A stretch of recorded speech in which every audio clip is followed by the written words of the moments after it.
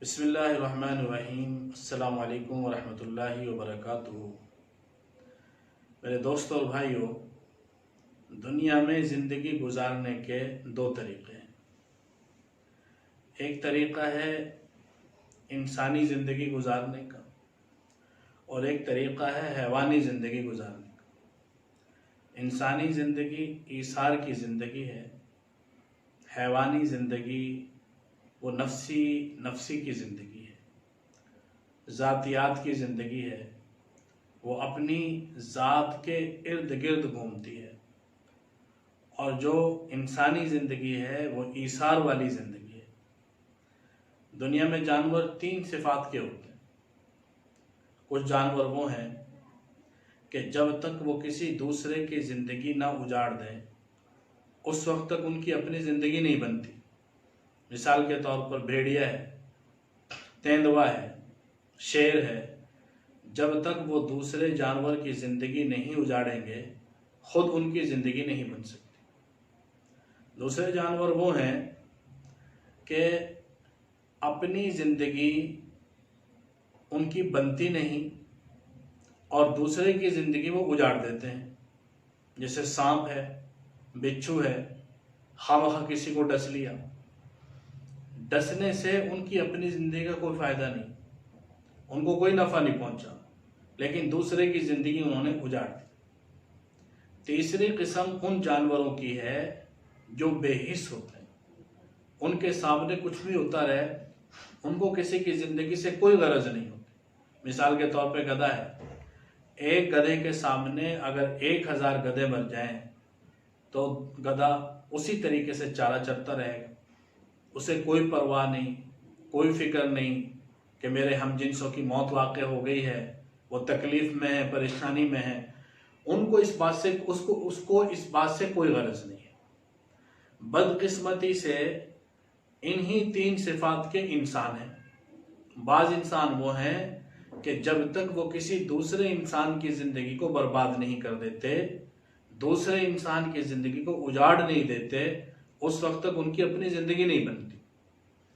कितने इंसान दुनिया में ऐसे हैं कि दूसरे की ज़िंदगी को मुकम्मल तौर पर बर्बाद कर देते, उसको तबाह और हलाक कर देते हैं, और तब उनकी ज़िंदगी बनती है जब दूसरों की ज़िंदगी को मुकम्मल तौर पर ख़त्म कर देते हैं। और कुछ इंसान ऐसे हैं कि उनका अपना कुछ नहीं बनता, लेकिन दूसरे इंसान की ज़िंदगी को उजाड़ देते हैं, दूसरे इंसान की ज़िंदगी को ज़ाय कर देते हैं।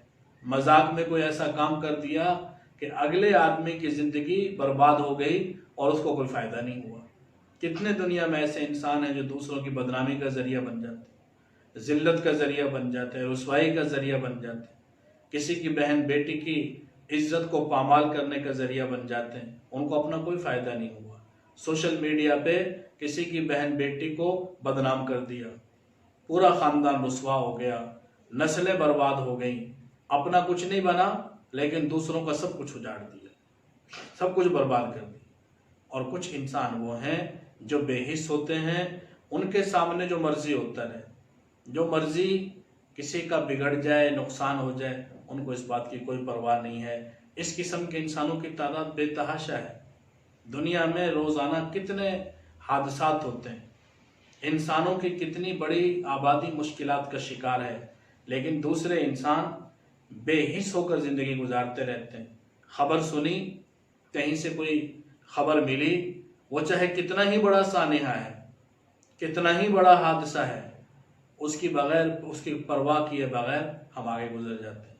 और हादसे से बड़ा सानेहा ये हुआ कि वो ठहरे नहीं हादसा देखकर, कि इंसान उस हादसे पर अगर सोचे ना, गौर व फिक्र ना करे, आगे बढ़ जाए, तो वो हादसा एक सानेहा अजीम बन जाता है।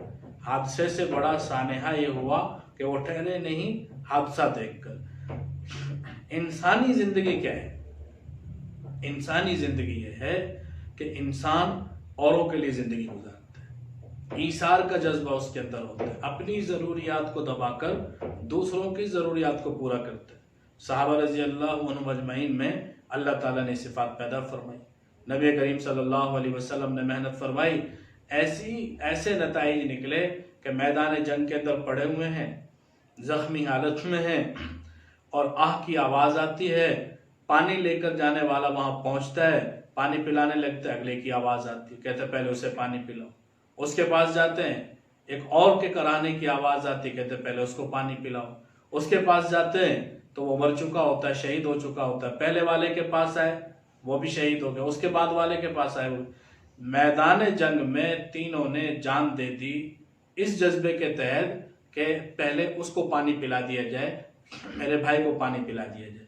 यही वो चीज़ है जिसके लिए इंसान की बैसत हुई है, जिसके लिए इंसान को भेजा गया है, जिसके लिए इंसान की पैदाइश हुई है। हमारे मकसद तख्लीक में से है कि दर्द दिल के वास्ते पैदा किया इंसान को, वरना ताअत के लिए कम न थे कर्रोबियाँ।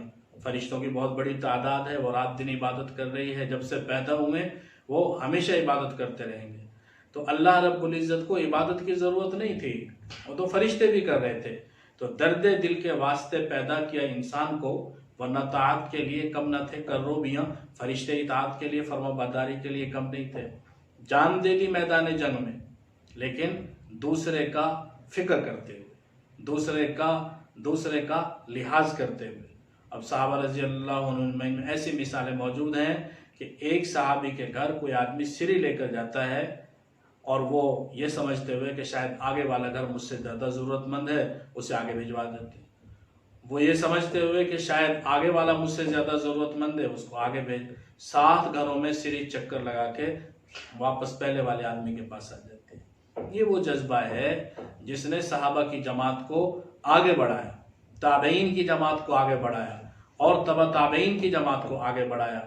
इब्राहिम नखई रहिमहुल्लाह अपने ज़माने के इमाम हैं, और इमाम हम्माद बिन सुलेमान अल-कूफ़ी, यानी इमाम अबू हनीफा रहिमहुल्लाह के जो उस्ताद थे इमाम हम्माद, उनके ये उस्ताद हैं। अलक़मा रहिमहुल्लाह के शागिर्द हैं। हज़रत अलक़मा रज़ी अल्लाह तआला अन्हु शागिर्द थे हज़रत अब्दुल्लाह बिन मसूद रज़ी अल्लाह तआला अन्हु के। अब्दुल्लाह बिन मसूद रज़ी अल्लाह तआला अन्हु साहबे रसूल हैं और नबी करीम सल्लल्लाहु अलैहि वसल्लम के शागिर्द हैं, और सहाबा में वो मकाम हासिल है कि मदीना मुनव्वरा में 433 सहाबा का नाम अब्दुल्ला था।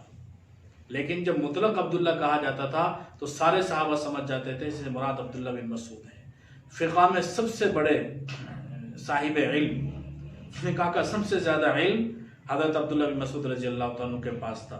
हुज़ूर सल्लल्लाहु अलैहि वसल्लम ने ख़ास तौर पे इनके फ़ज़ाइल बयान फरमाए रज़ीतु लि उम्मती मा रज़ा इब्न उम्मे अबद, कि मैं अपनी उम्मत के लिए उस चीज़ को पसंद करता हूँ जिस चीज़ को अब्दुल्ला बिन मसूद मेरी उम्मत के लिए पसंद करते हैं। कितनी बड़ी सनद है, कितना बड़ा सर्टिफिकेट है कि मैं अपनी उम्मत के लिए उस चीज़ को पसंद करता हूँ जिस चीज़ को अब्दुल्ला बिन मसूद पसंद फरमाते हैं। और फरमाया कि तो छोटा सा लड़का है लेकिन उस्ताद लड़का है। इनके शागिर्द हज़रत अलक़मा कूफा के अंदर अल्लाह ताला ने इतना नवाजा कि जब हज़रत अली रज़ी अल्लाह तआला अन्हु कूफा गए अपने ज़माने खिलाफत में, तो लोगों ने तारीफ़ की हज़रत अब्दुल्ला बिन मसूद रज़ी अल्लाह तआला, जी वो ऐसे थे ऐसे थे ऐसे थे। हज़रत अली ने फरमाया कि जो कुछ तुमने कहा वो सब ठीक है, लेकिन वो इससे भी ज़्यादा थे। हू बहू उनकी कॉपी थे हज़रत अलक़मा रज़ी अल्लाह तआला।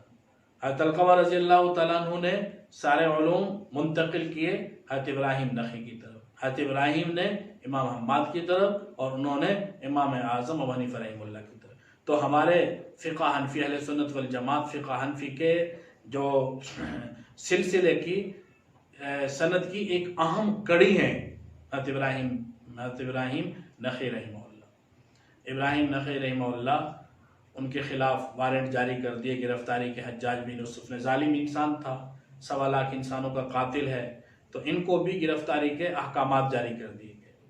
पुलिस ढूंढने के लिए निकली, मस्जिद में गई, वहाँ पर इब्राहिम तैमी बैठे हुए थे। इब्राहिम तैमी नेक आदमी थे, बुजुर्ग थे, लेकिन वो उस मकाम के इंसान नहीं थे जिस मकाम के हज़रत इब्राहिम नख़ी रहिमहुल्लाह थे। वो आबिद थे, जाहिद थे, बुजुर्ग थे, लेकिन इल्म के मैदान में जो मकाम इब्राहिम नख़ी रहिमहुल्लाह का था वो उनका नहीं था। पुलिस गिरफ्तारी के लिए, इब्राहिम नख़ी गिरफ्तारी के लिए पहुंची, इब्राहिम तैमी को मालूम था कि पुलिस मुझे गिरफ्तार करने के लिए नहीं आई। पुलिस ने पूछा कि यहाँ इब्राहिम कौन है, उनको मालूम था कि मुझे गिरफ्तार करने नहीं आए बल्कि इब्राहिम नखे मतलूब हैं। लेकिन इब्राहिम तैमी ने फरमाया कि मैं इब्राहिम हूँ। पुलिस पकड़ के ले गई और आखिर वक्त तक नहीं बताया कि मैं इब्राहिम नखी नहीं हूँ बल्कि इब्राहिम तैमी हूँ। पुलिस ने जेल में ले जाके डाल दिया। दीनास नामी एक जेल थी, वो इतनी ख़तरनाक और बदनाम में ज़माना जेल थी। थोड़े अरसे में उसके अंदर इतने लाहिक और कमज़ोर, इतने लागिर और कमज़ोर हुए कि वालदा जब मुलाकात के लिए गई तो वालदा ने पहचानने से इनकार कर। अंदाज़ा लगाया जा सकता है कि उस जेल की सख्ती का क्या आलम होगा कि माँ अपने बच्चे को पहचानने के लिए तैयार नहीं है, माँ से अपना बच्चा नहीं पहचाना जा रहा। तो हज़रत इब्राहिम तैमी रहीमहुल्लाह जेल में पड़े रहे। किसी ने उनसे कहा कि पुलिस आपको गिरफ्तार करने के लिए तो नहीं आई थी, आप कह सकते थे कि मैं इब्राहिम नखी नहीं हूँ, मैं इब्राहिम तैमी हूँ, तो आप गिरफ्तारी से बच जाते।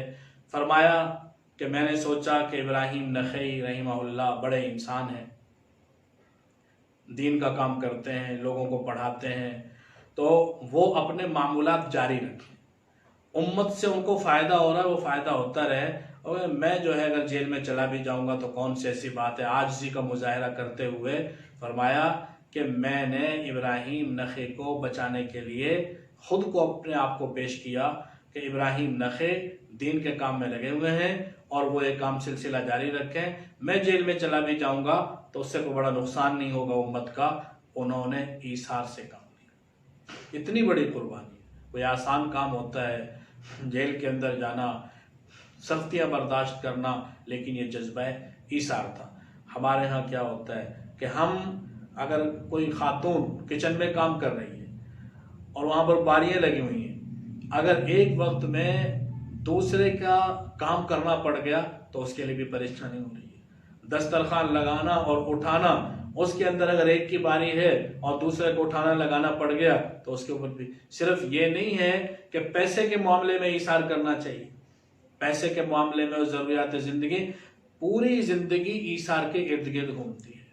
कि इंसान घर में काम काज है, दफ्तर में काम काज है, कोई स्कूल कॉलेज में बच्चे पढ़ते हैं, स्कूल जाने वाले तलबा हैं, मदरसे में पढ़ने वाले तलबा और तालिबात हैं, तो एक दूसरे के लिए ईसार वो हर चीज़ में है।